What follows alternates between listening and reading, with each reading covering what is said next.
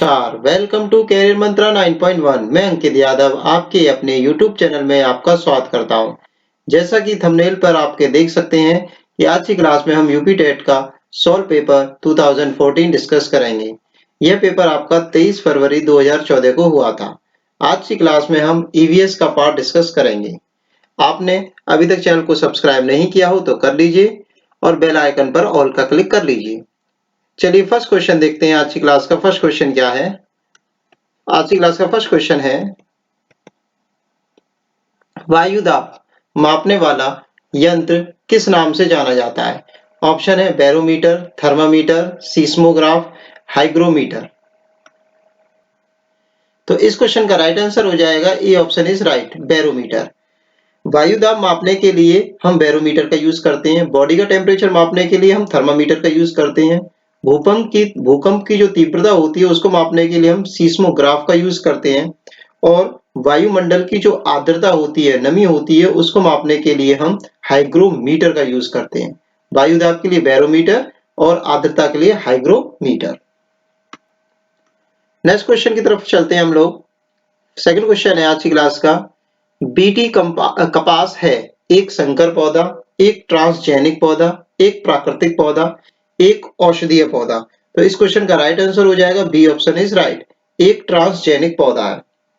इसमें क्या होता है, जो ये पौधा होता है ये कपास का पौधा होता है। बीटी कपास का एक पौधा होता है। इस पौधे में होता क्या है कि बेसिलस थीरीजीनियसिस नाम का एक जीवाणु होता है जो इसके अंदर होता है। इस जीवाणु की उपस्थिति के कारण क्या होता है कि पौधे जो है कीटनाशक पैदा करने की क्षमता होती है, मतलब कीटनाशक जो भी आते हैं उनको मारने की उसके अंदर कुछ क्षमता डेवलप हो जाती है, जिससे क्या होता है कि हानिकारक पौधों से इस पौधे की सुरक्षा होती है। तो इस क्वेश्चन का राइट आंसर हो गया ट्रांसजेनिक पौधा। नेक्स्ट क्वेश्चन की तरफ चलते हैं हम लोग।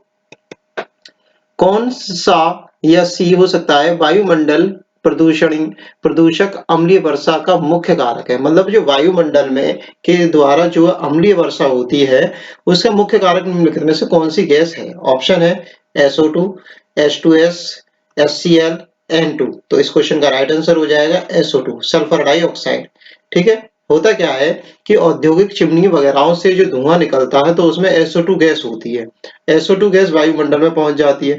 जब ऊपर से बारिश होती है तो H2O पानी, बारिश हो रही है तो H2O में H2SO4 मिल करके सल्फ्यूरिक अम्ल बना देता है। क्या बना देता है? सल्फ्यूरिक अम्ल बना देता है, H2SO4 बना देता है। तो वही अम्लीय वर्षा के रूप में पृथ्वी को प्राप्त होती है।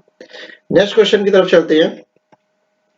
निम्नलिखित में से कौन सा सर्वाधिक उत्पादन पारिस्थितिकी तंत्र है। ठीक है। तो निम्नलिखित में सबसे ज्यादा उत्पादन किस प्राकृतिक तंत्र में होता है। ऑप्शन है उष्णकटिबंधीय वर्षा वन, टुंड्रा वन, सवाना वन और मरुस्थल वन। तो इस क्वेश्चन का राइट आंसर आपको सभी को पता होगा, उष्णकटिबंधीय वर्षा वनों में सबसे ज्यादा उत्पादन होता है। उष्णकटिबंधीय वर्षा वन जो होते हैं, ये वन जो पाए जाते हैं विषुवत रेखा के आसपास पाए जाते हैं। ठीक है। किसके रेखा के पास पाए जाते हैं? विषुवत रेखा के आसपास पाए जाते हैं। जिससे क्या होता है कि इस जगह को पर्याप्त मात्रा में तो वर्षा प्राप्त होती है, पर्याप्त मात्रा में टेम्परेचर मिलता है। तो जिसकी वजह से क्या होते हैं, पेड़ पौधे ढंग से डेवलप करते हैं। तो पारिस्थितिक तंत्र ज्यादा डेवलप होता है यहाँ पे। नेक्स्ट क्वेश्चन की तरफ चलते हैं। निम्नलिखित में से कौन सा रसायन आम पकाने में प्रयोग होता है। ऑप्शन है calcium carbonate, calcium hydroxide, calcium carbide, calcium chloride. तो इस क्वेश्चन का राइट आंसर हो जाएगा C option is right, calcium carbide. देखो कैल्शियम कार्बाइड एक तत्व होता है, इसको बोलते हैं CaC2। ठीक है। क्या होता है? CaC2 कैल्शियम कार्बाइड का फॉर्मूला होता है, रासायनिक सूत्र होता है। तो इसका प्रयोग फलों को पकाने में होता है। तो जब इसको जो है हम पौधों के पास फलों के पास रखते हैं, कच्चे फलों के पास रखते हैं, तो इससे कौन सी गैस निकलती है? एसिटिलीन गैस निकलती है। कौन सी गैस निकलती है? एसिटिलीन गैस निकलती है, जिससे क्या होता है, फल पक जाते हैं। नेक्स्ट क्वेश्चन की तरफ चलते हैं हम लोग। कौन सी बीमारी दूषित जल पीने से फैलती है। तो दूषित जल हम पिएंगे जिसकी वजह से कौन सी बीमारी होगी ये हमें बताना है।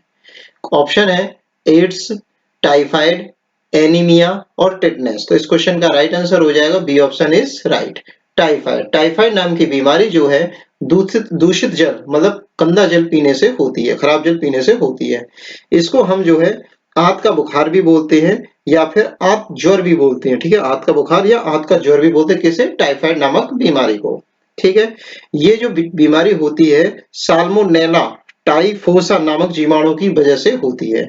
साल्मोनेला टाइफोसा नामक जीवाणु की वजह से होती है, जो कि दूषित जल में पाया जाता है।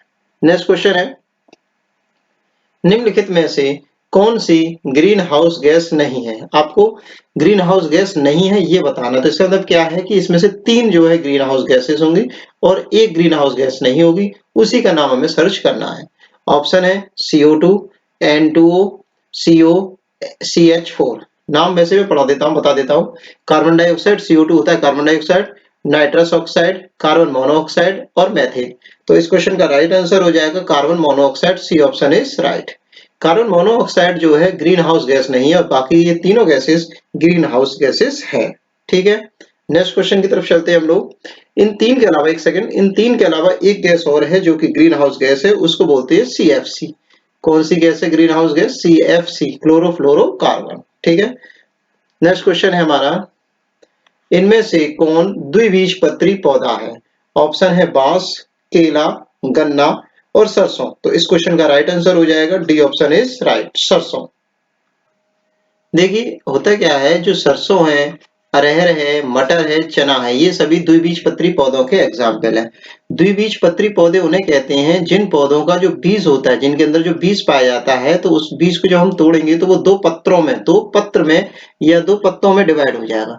जैसे अरहर के दाना होता है वो गोल होता है, तो जब हम अरहर को दलते हैं तो वो दो टुकड़ों में टूट जाता है। इसी तरह से मटर होता है, इसी तरह से चना होता है, तो दो पत्रों में डिवाइड हो जाता है, दो बिल्कुल इक्वल इक्वल पार्ट में डिवाइड होता है। ऐसे ही सरसों का दाना होता है। ठीक है, नेक्स्ट क्वेश्चन की तरफ चलते हैं।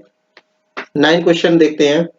पौधों में जल का अधिग्रहण किसके द्वारा होता है? ऑप्शन है जाइलम के द्वारा, फ्लोएम के द्वारा, कैम्बियम के द्वारा, पैलीसेड के द्वारा।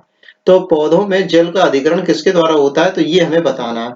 तो देखिए यहाँ पर एक बात ध्यान रखेंगे, देखो दो चीजें होती हैं, एक होता है हमारा जाइलम, जाइलम, ठीक है, इसको लिखते नहीं है, यही समझते हैं क्योंकि लिखा हुआ पहले से है। एक होता है हमारा क्या, जाइलम।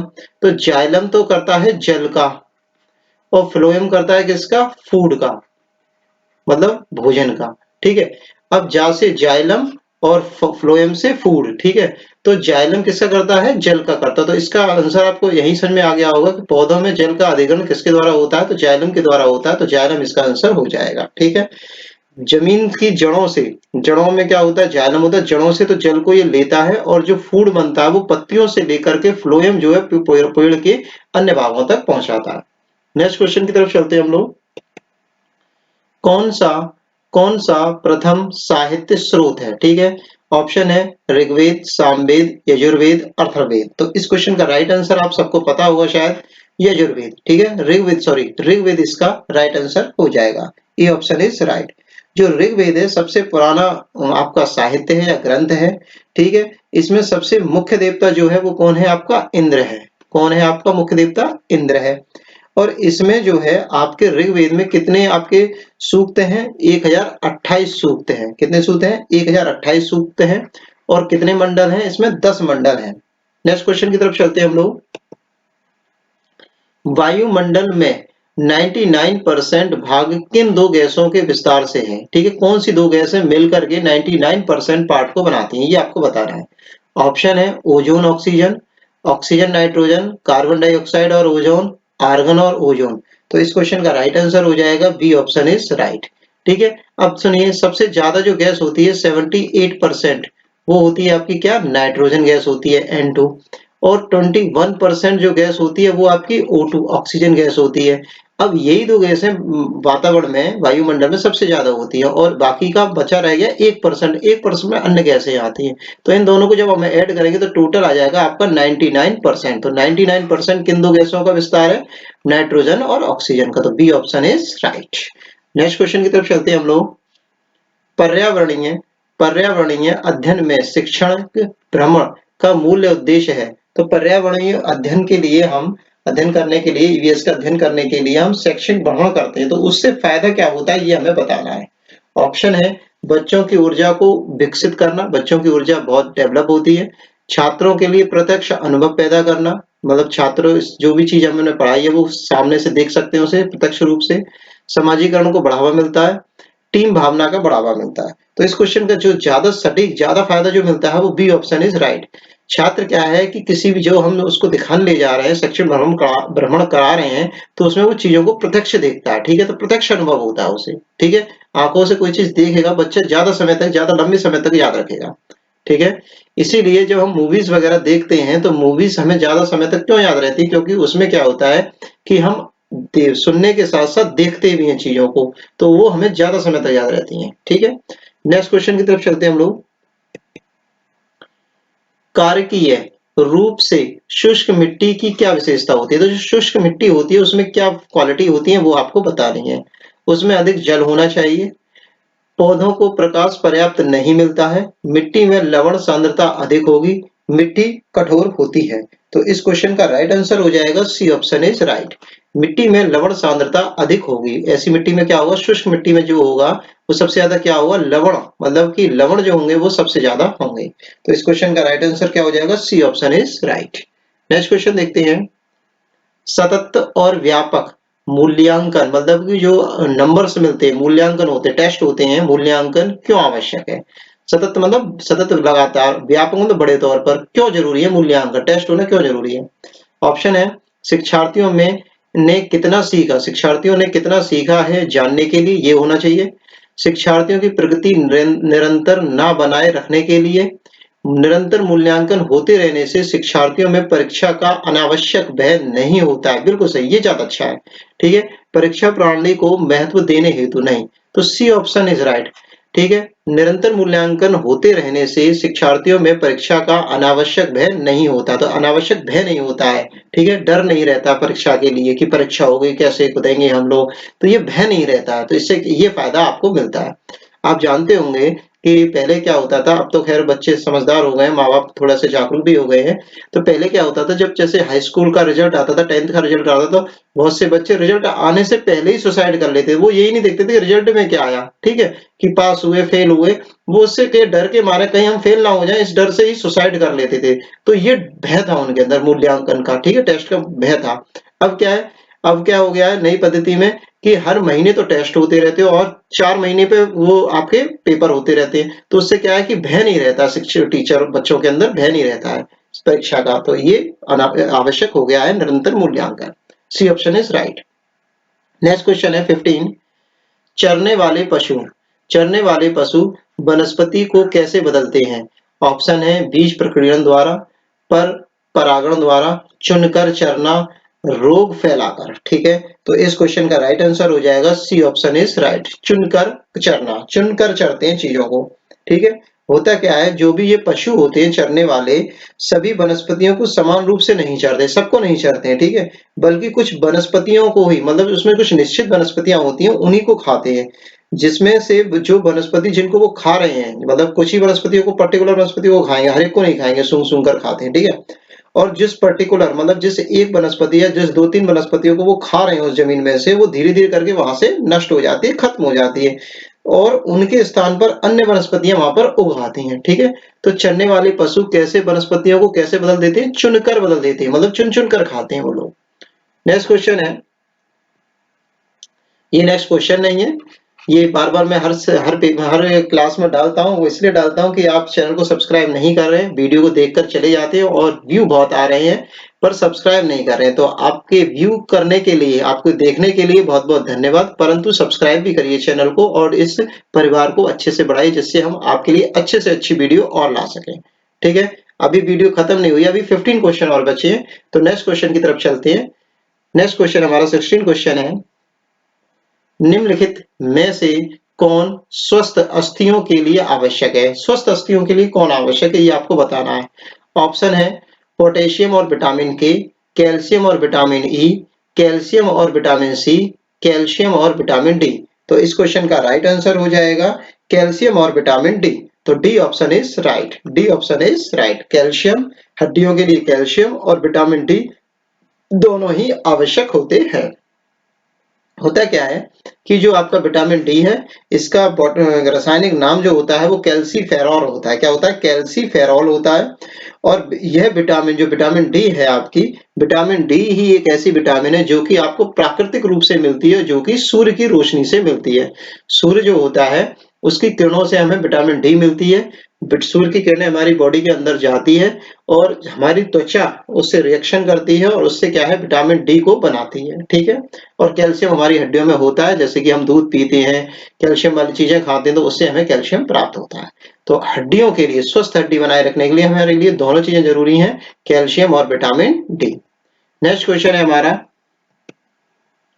भारत में हिमालय की सबसे ऊंची चोटी का नाम है। तो सबसे ऊंची चोटी जो भारत में है हिमालय की, वो हमें बतानी है, ठीक है। ऑप्शन है Mount K two, Mount Everest, Mount Kanchenjunga, Mount Dhaulagiri. तो इस क्वेश्चन का राइट आंसर हो जाएगा A option is right. Bharat की सबसे ऊंची चोटी कौन सी है? केटू है। गॉडविन ऑस्टिन भी इसे बोला जाता है। क्या बोला जाता है? गॉडविन ऑस्टिन भी इसे बोला जाता है। ये जो चोटी है हमारे भारत की, ये जम्मू कश्मीर के काराकोरम श्रेणी में स्थित है। कौन सी श्रेणी में स्थित है? काराकोरम श्रेणी में स्थित है। इसकी जो ऊंचाई है वो 8611 मीटर है। क्या है आपकी? 8611 मीटर की ऊंचाई है इसकी। और विश्व की सबसे ऊंची चोटी जो है माउंट एवरेस्ट, विश्व की सबसे ऊंची चोटी कौन सी है? माउंट एवरेस्ट है। ये कहां पर है? ये आपकी नेपाल में स्थित है और इसकी ऊंचाई है आपकी 8848 मीटर, ठीक है, 8848 मीटर। तो भारत की चोटी ऊंची पूछी जाती है तो केटू है। अगर विश्व की सबसे ऊंची चोटी पूछी जाती है तो माउंट एवरेस्ट हो जाएगी, ठीक है, जो कि आपकी नेपाल में है। नेक्स्ट क्वेश्चन देखते हैं हमारा, प्राथमिक स्तर पर शिक्षण की खेल विधि आधारित है। तो शिक्षण की खेल विधि किस पर आधारित है आपको ये बताना है। ऑप्शन है विकास के मनोवैज्ञानिक सिद्धांत पर, शिक्षण के समाज शास्त्रीय सिद्धांत पर, शारीरिक शिक्षा कार्यक्रम के सिद्धांत पर, शिक्षण विधि के सिद्धांत पर। तो इस क्वेश्चन का राइट आंसर हो जाएगा डी ऑप्शन इज राइट। देखो प्राथमिक स्तर पर, शुरुआती स्तर पर हमें जो भी पढ़ाई करानी है वो खेल खेल में करानी है, बच्चों को खिला खिलाकर सिखाना है, ठीक है। तो इसका जो मुख्य उद्देश्य है बच्चों के अंदर स्वाभाविक रूप से उनकी रुचि के अनुसार उनको काम लेना है, ठीक है। बच्चों को थोड़ा सा खिला दिया, फिर उनसे काम निकलवा लिया, ठीक है। मान के चलो टॉय दिखा दिए, तो टॉय क्या है? टॉय में हमने मान के चलो दिखा दिया लॉयन, दिखा दिया टाइगर, दिखा दिया, तो उससे क्या है बच्चे देखें अरे टॉय में लॉयन ऐसा होता है, टाइगर ऐसा होता है, ऐसे याद करेंगे, ठीक है ना, ठीक है। जैसे फ्रूट्स हैं, फ्रूट्स नेम याद कराने के लिए हम क्या कर सकते हैं? उनको आर्टिफिशियल फ्रूट्स दिखा सकते हैं, जैसे कि आपका एप्पल है, बनाना है, तो इसके आर्टिफिशियल आते हैं, ठीक है, मतलब नकली फ्रूट्स आते हैं, तो उनको हम दिखा करके समझा सकते हैं। अगर चाहे तो हम असली भी दिखा सकते हैं, पर हम नकली रखते हैं क्योंकि क्या है असली एक टाइम के बाद खराब हो जाएगा, सूख जाएगा, तो डेमो डमी रखते हैं हम इनकी, ठीक है। तो शिक्षण विधि के सिद्धांत की सबसे अच्छी कौन सी हो जाएगी? प्राथमिक स्तर पर खेल विधि हो जाएगी, ठीक है। तो शिक्षण विधि सबसे अच्छी है ये। नेक्स्ट क्वेश्चन है हमारा, वायुमंडल की सबसे निचली परत का नाम बताना है। ऑप्शन है समताप मंडल, ओजोन मंडल, आयन मंडल, क्षोभ मंडल। तो इस क्वेश्चन का राइट आंसर हो जाएगा डी ऑप्शन इज राइट, क्षोभ मंडल। अब ये जो क्षोभ मंडल है वो हमारे पृथ्वी तल से, देखो जैसे कि हमारी ये पृथ्वी है, तो पृथ्वी तल से 18 से लेकर के 8 किलोमीटर तक फैली हुई है। कहां से लेकर के कहां तक? 18 से लेकर के 8 किलोमीटर तक ऊंचाई तक फैली हुई है। अब बात आती है कि विषुवत रेखा पर, ठीक है, जैसे कि ये बीच में जो रेखा होती है, ये वाली रेखा, यहां पर तो इसकी ऊंचाई होती है 18, ठीक है, और ये होते हैं इसके ध्रुव, ये एक तो होता है उत्तरी ध्रुव और एक होता है दक्षिणी ध्रुव, तो इन ध्रुवों पर इसकी ऊंचाई होती है 8 किलोमीटर तक, ठीक है। कितनी होती है? 8 किलोमीटर तक। तो जो क्षोभ मंडल होता है उसकी जो ऊंचाई होती है ध्रुवों पर 8 किलोमीटर तक, और अगर विषुवत रेखा पर देखी जाए तो 18 किलोमीटर तक फैली होती है। सारी मौसम संबंधी घटनाएं जितनी भी होती हैं वो इसी मंडल में होती हैं, क्षोभ मंडल में होती हैं। जैसे आंधी, तूफान, वर्षा, ये सब होना जो किसके अंदर रहता है? इसी मंडल के अंदर होता है, क्षोभ मंडल के अंदर होता है। नेक्स्ट क्वेश्चन है 20 question, vitamin C, vitamin C की कमी से होने वाली बीमारी का नाम बताइए। ऑप्शन है स्कर्वी, बेरी, रतौंधी, थकान। तो देखो सी से स्कर्वी, सीधा सीधा नाम है, तो विटामिन सी से कौन सी बीमारी होती है? स्कर्वी विटामिन होती है, सी स्कर्वी, इस तरह से याद करो। विटामिन सी कर रहे हैं और स्कर्वी में भी सी कर रहे हैं, सी कर रहे हैं, तो विटामिन सी की कमी से कौन सी होती है? स्कर्वी नामक बीमारी होती है। अब विटामिन सी की कमी से स्कर्वी नामक बीमारी तो होती है, पर विटामिन सी का जो रासायनिक नाम है वो क्या नाम है आपका? Ascorbic acid. क्या नाम है? एस्कॉर्बिक एसिड, विटामिन सी का रासायनिक नाम। अब ये जो विटामिन सी होती है वो खट्टे फलों में होती है। कैसे? मौसमी है, नींबू है, इन खट्टे फलों में होती है, आंवला है, इनमें होती है विटामिन सी। अब अगर हम ये नहीं खाएंगे, विटामिन सी की चीजें नहीं खाएंगे, तो क्या होगा कि हमारे मसूड़ों से खून आने लगेगा। ठीक है, हमारे मसूड़ों में खून आने लगेगा, हमारे दांत जख्मी होने लगेंगे। तो ये क्या है, विटामिन सी की कमी से होता है। नेक्स्ट क्वेश्चन की तरफ चलते हैं हम लोग। भारत की प्रथम महिला आईपीएस अफसर हैं। प्रथम महिला आईपीएस अफसर कौन है? ऑप्शन है वो बताने हैं। प्रतिभा पाटिल, पद्मा नायडू, किरण बेदी, हंसा मेहता। तो इस क्वेश्चन का राइट आंसर होगा सी option is right. Kiran Bedi आपकी प्रथम महिला आईपीएस है। ठीक है, कौन है आपकी प्रथम महिला? यहाँ पर ये महिला गलत टाइप हो गया था, तो छोटी की मात्रा आएगी, तो महिला मैंने सही कर दिया। अब देखिए, किरण बेदी जो थी आपकी, जो महिला आईपीएस थी, ये कौन से बैच की थी? 1972वें बैच की थी। कौन से बैच की थी? 1972वें बैच की थी। नेक्स्ट क्वेश्चन है, असोम या असम कह सकते हैं, असम का प्रसिद्ध एक सींग वाले गैंडे का वाला वन्य जीव अभ्यारण्य कौन सा है? बिल्कुल किताबी लैंग्वेज लिखी है मैंने, सेम। ठीक है, अब आपसे ये पूछा गया है, एक सींग वाले गैंडे असम में कौन से नेशनल पार्क में, कौन से वन्य जीव अभ्यारण्य में मिलते हैं? ऑप्शन है मानस, काजीरंगा, गिर जंगल या कान्हा किसली। तो इस क्वेश्चन का राइट आंसर हो जाएगा B option is right. Kaziranga नामक नेशनल पार्क में एक सींग वाले गैंडे मिलते हैं। इसकी जो स्थापना हुई थी काजीरंगा की, वो हुई थी 1908 में। कब हुई थी? 1908 में। नेक्स्ट क्वेश्चन है हमारा, निम्नलिखित में से कौन सा आग्नेय चट्टान का उदाहरण है? आग्नेय चट्टान के बारे में बताना। देखो, आग्नेय चट्टान है, कायांतरित चट्टान है, तो इनका एक डिटेल वीडियो हम बनाएंगे, उसमें आपको और अच्छे से समझाएंगे। यहाँ पर एग्जाम्पल समझिए, क्योंकि आपके लिए ओनली एग्जाम्पल से रिलेटेड क्वेश्चन ही आएगा। क्वेश्चन है, वही ऑप्शन है बेसाल्ट। आग्नेय चट्टान का एग्जाम्पल बताना है। बेसाल्ट है, चूना पत्थर है, स्लेट है, ग्रेफाइट है। तो इस क्वेश्चन का राइट आंसर हो जाएगा A option is right, basalt. अब बात आती है आग्नेय चट्टान। आग्नेय चट्टानें क्या होती हैं? जब जो लावा होता है, सॉरी ज्वालामुखी होता है, तो ज्वालामुखी का उद्गार होगा, यहाँ से ये फटेगा, इस तरह से फटेगा ज्वालामुखी। तो ज्वालामुखी से क्या निकलेगा? लावा निकलेगा, और लावा निकल के इस तरह से बह बह के कहाँ हो जाएगा? इकट्ठा हो जाएगा। तो ये क्या है? एक ठंडा होने के बाद इकट्ठा हो जाएगा, तो ये क्या बना लेगा? चट्टान बना लेगा, परत बना लेगा। ठीक है, ठोस हो जाएगा, परत बना लेगा। तो इसमें क्या होता है? इसमें सबसे ज्यादा क्या होती है? आपके जीवाश्म होते हैं और खनिज लवण होते हैं। ठीक है, इसमें क्या होते हैं? सबसे ज्यादा खनिज लवण ज्यादा होते हैं। क्यों? क्योंकि ये जमीन के अंदर से, यहाँ से निकल के आ रहा है, जमीन के नीचे से निकल के आ रहा है। तो इसमें सबसे ज्यादा क्या होते हैं? खनिज पदार्थ वगैरह होते हैं। इसके जो एग्जाम्पल है वो सुनिए। एग्जाम्पल है आपका, पहला एग्जाम्पल तो एक तो हो गया बेसाल्ट, ग्रेफाइट और पेग्माटाइट। बेसाल्ट, ग्रेफाइट और पेग्माटाइट। नेक्स्ट क्वेश्चन की तरफ चलते हैं हम लोग। पृथ्वी के वातावरण की किस सतह में ओजोन परत पाई जाती है? ऑप्शन है ट्रोपोस्फियर, स्ट्रेप्टोस्फियर, मीजोस्फियर या आयनोस्फियर। तो इस क्वेश्चन का राइट आंसर हो जाएगा स्ट्रेटोस्फियर। ठीक है, स्ट्रेटोस्फियर। अब बात सुनिए, स्ट्रेटोस्फियर या फिर हम समताप मंडल भी बोल सकते हैं। ठीक है, इसको क्या बोलते हैं? समताप मंडल भी बोलते हैं। अब ये जो ओजोन परत पाई जाती है, होता क्या है कि जो सूर्य से हानिकारक रेज आती हैं, तो इस तरह से नीचे जमीन पे आ रही हैं, और हमारी ये अर्थ है, तो इसके बीच में क्या है? हमारी स्ट्रेटोस्फियर लेयर है। तो ये जो है आपकी ओजोन की जो लेयर ये आती हैं, आपकी पराबैंगनी किरणें आती हैं, तो ये जो ओजोन लेयर है वो इसको एब्जॉर्ब कर लेती है, 93% तक एब्जॉर्ब कर लेती है, और हानिकारक किरणों को एब्जॉर्ब कर लेती है। बाकी किरणों को ये हमारी पृथ्वी पर स्वच्छ स्वच्छ को आने देती है, जिसमें अल्ट्रावायलेट रेज नहीं होती हैं। तो जिससे क्या है? हमें त्वचा कैंसर वगैरह नहीं होता है। अगर ये सीधी डायरेक्ट आएगी तो हमें त्वचा कैंसर की जैसी बीमारियां हो सकती हैं। ठीक है, ये इसका मुख्य यूज है। क्या है इसका? ये मुख्य प्रयोग है, यूज है। नेक्स्ट क्वेश्चन है, निम्न सिख धर्म के संस्थापक निम्न में से कौन है? ऑप्शन है गुरु तेग बहादुर, गुरु गोविंद सिंह, गुरु अर्जुन देव, गुरु नानक देव। तो इस क्वेश्चन का राइट आंसर आपको पता होगा, गुरु नानक देव। गुरु नानक देव ने ही सिख धर्म की स्थापना की थी। ठीक है, पहले गुरु कौन है? गुरु नानक देव है।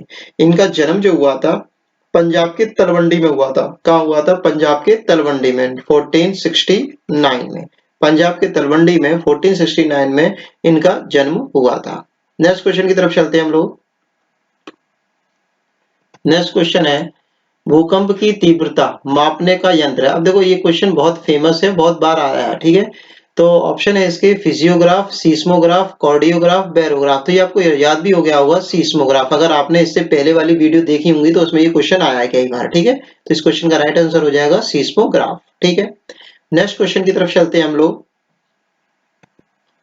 दक्षिणी गोलार्ध का सबसे लंबा दिन किस दिन होता है? ठीक है, ऑप्शन है 21 मार्च, 21 जून, 23 सितंबर, 22 दिसंबर। तो समझिए बात को, जैसे कि हमारी ये आपकी क्या हो गई, पृथ्वी हो गई। ठीक है, ये क्या है आपकी पृथ्वी है, और ये आपकी विषुवत रेखा बीच बना दी। इससे ऊपर वाला तो क्या हो गया आपका उत्तरी गोलार्ध हो गया, और नीचे वाला क्या हो गया आपका दक्षिणी गोलार्ध हो गया। अब बात को समझिए, अब क्या है कि दक्षिणी गोलार्ध में अगर सूर्य का प्रकाश जिस दिन ज्यादा पड़ेगा उसी दिन क्या होगा, वहां पर आपकी क्या होगी, गर्मी ज्यादा होगी और दिन भी सबसे लंबा होगा, सूर्य का प्रकाश सबसे ज्यादा मिलेगा। तो होता क्या है कि एक क्वेश्चन आया था ऑस्ट्रेलिया वाला, आपको अगर याद हो, ठीक है, तो उसमें क्या था कि उसमें ये था कि आपका 25 दिसंबर क्रिसमस डे का दिन जो है कौन सी जगह पर गर्मियों में मनाया जाता है। तो क्रिसमस डे जो मनाया जाता है 25 दिसंबर, वो गर्मियों में कब होता है कि दक्षिणी गोलार्ध में पड़ेगी। 25 दिसंबर की तारीख दक्षिणी गोलार्ध में क्या पड़ेगी, गर्मी की पड़ेगी। ठीक है, तो ये बात हो गई। और गर्मी में क्या होता है, दिन सबसे ज्यादा लंबे होते हैं। तो इस क्वेश्चन का राइट आंसर हो जाएगा 22 दिसंबर जो है आपका दक्षिणी गोलार्ध में सबसे लंबा दिन होता है। 22 दिसंबर दक्षिणी गोलार्ध में सबसे ज्यादा लंबा दिन होता है। और इसी को हम क्या बोलते हैं, मकर संक्रांति बोलते हैं। क्या बोलते हैं इसे, मकर संक्रांति बोलते हैं। 22 दिसंबर को क्या होती है, मकर संक्रांति। Next question. अभी क्या है कि जैसे कि ये तो कोई दिक्कत नहीं है, अभी आप यहाँ पर इतना ही समझिए। जब हम ज्योग्राफी की क्लासेस लेके आएंगे तो वहां पर और अच्छे से आपको चीजें बताएंगे, पूरा डिटेल से समझाई जाएगी ज्योग्राफी आपको। ठीक है, नेक्स्ट क्वेश्चन देखते हैं। सत्यार्थ प्रकाश के लेखक का नाम है। ऑप्शन है स्वामी दयानंद सरस्वती, स्वामी विवेकानंद, राजा राम मोहन राय, मदन मोहन मालवीय। तो इस क्वेश्चन का राइट आंसर हो जाएगा Swami Dayanand Saraswati. A option is right. तो स्वामी दयानंद सरस्वती जो थे, इन्होंने 1875 में, कब, 1875 में, 1875 में बंबई में आर्य समाज की स्थापना की थी। किसकी, आर्य समाज की स्थापना की थी। और इन्होंने एक प्रसिद्ध वाक्य भी बोला था। क्या बोला था, वेदों की ओर लौटो, वेदों की ओर लौटो। ये इनका प्रसिद्ध वाक्य। ये पूछा जाता है कि निम्नलिखित में से ये वाक्य किसने दिया, वेदों की ओर लौटो, तो आंसर हो जाता है स्वामी दयानंद सरस्वती। नेक्स्ट क्वेश्चन है, बिहू भारत के किस राज्य का लोक नृत्य है। ऑप्शन है राजस्थान, तमिलनाडु, असम और उत्तर प्रदेश। तो इस क्वेश्चन का राइट आंसर शायद सबको ही पता होता है, नहीं पता तो मैं बता रहा हूं, असम। ठीक है, तो बिहू जो है कहाँ का लोक नृत्य है, असम राज्य का या असम राज्य का लोक नृत्य है। नेक्स्ट क्वेश्चन है, खाद्य श्रृंखला के परस्पर समूह को क्या कहा जाता है। तो खाद्य श्रृंखला का जो समूह है आपस में, उसे क्या कहा जाता है। ऑप्शन है खाद्य चक्र, श्रृंखला विक्रिया, खाद्य जाल और बायोमास का पिरामिड। तो देखिए खाद्य चक्र जो होता है, चक्र में क्या होती है, साइकिल होती है, पूरी साइकिल घूमती है। पर जो खाद्य जाल होता है उसमें कई सारी साइकिल्स होती हैं। ठीक है, तो श्रृंखला का जो समूह कहा जाएगा वो खाद्य जाल को कहा जाएगा। तो सी ऑप्शन इज राइट, खाद्य जाल। ठीक है, इसको थोड़ा सा और समझने की कोशिश करिए। खाद्य श्रृंखला में परस्पर समूहों को खाद्य जाल कहा जाता है। ठीक है, और श्रृंखला कारक की एक सीधी कड़ी के रूप में होते हैं। खाद्य चक्र जो होते हैं एक सीधी कड़ी के रूप में चलते हैं, पर जो खाद्य जाल होते हैं उसमें इस तरह से इस तरह से इस तरह से कई तरह से जुड़ा होता है। ठीक है, जब डिटेल देखेंगे तब हम इसको समझाएंगे। ठीक है, नेक्स्ट लास्ट क्वेश्चन था आज की क्लास का ये। नेक्स्ट क्वेश्चन की तरफ चलते हैं। अरे यही लास्ट क्वेश्चन है। ठीक है, प्लीज चैनल को लाइक करें, सब्सक्राइब करें, शेयर करें। Thanks for watching video. धन्यवाद, टेक केयर, बाय बाय।